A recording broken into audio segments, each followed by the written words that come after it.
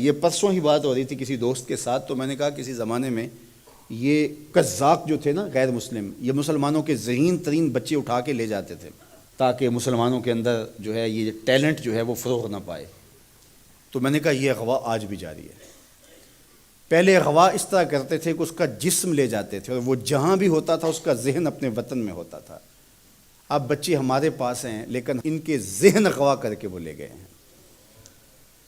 یہ دور موجود کا سوشل میڈیا اور اس کے اوپر پھیلی ہوئی بے حیائی اور مغربی تہذیب و تمدن کا فروغ، بچے کھانا ہم دیتے ہیں، کھلاتے ہم ہیں، پلاتے ہم ہیں، لیکن یہ ہمارے نہیں ہیں، یہ اچک کے لے گئے ہمارے بچوں کو، ہماری گودیں بھانج ہو گئی ہیں، یہ ہماری فکر کے ہیں ہی نہیں ہیں۔ لیکن افسوس یہ ہے کہ آج رہنمایان قوم، آج جو ہے وہ مدرسین، آج ٹیچرز، آج معلمین اور آج کا میڈیا بالکل ان چیزوں سے بے خبر ہے کہ ہمارے ساتھ کیا ہوا ہے اور کیا ہونے جا رہا ہے، اور ہم اللہ سے امید کا چراغ بجھنے نہیں دے رہے، لیکن جو موجودہ نظم ہے اس وقت جو ہمارے ساتھ ہو رہا ہے تو ہم گڑھے کی طرف جا رہے ہیں اور گرنے کی طرف جا رہے ہیں۔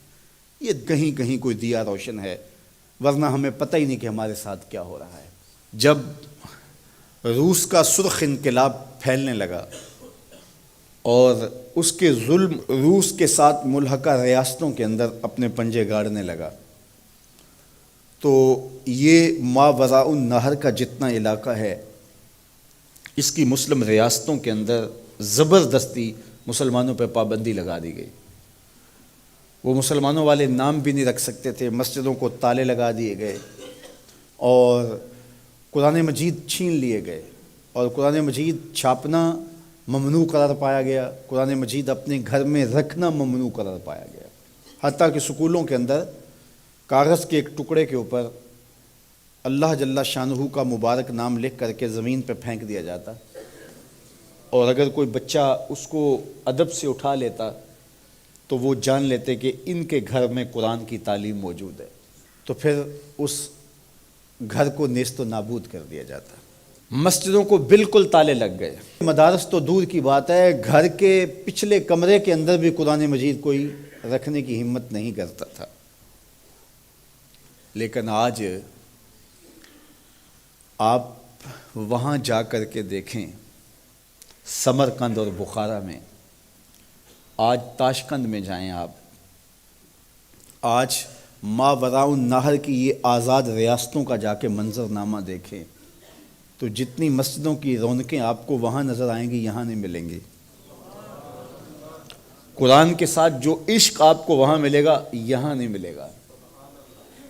یار ان کے گھروں سے تو قرآن کے نسخے چھین لیے گئے، ان کے اہل علم کاٹ دیے گئے، ان کی مذہبی شناخت بھی لے لی گئی، ان کے نام بھی جو ہے وہ ختم کر دیے گئے، مسجدوں کو تالے لگا دیے گئے، مدارس دینیہ کا وجود کا لادم ہوا۔ لیکن یہ آج اسلام کی جس طرح نشأت وہاں سے ہو رہی ہے تو یہ کیسے ہوا؟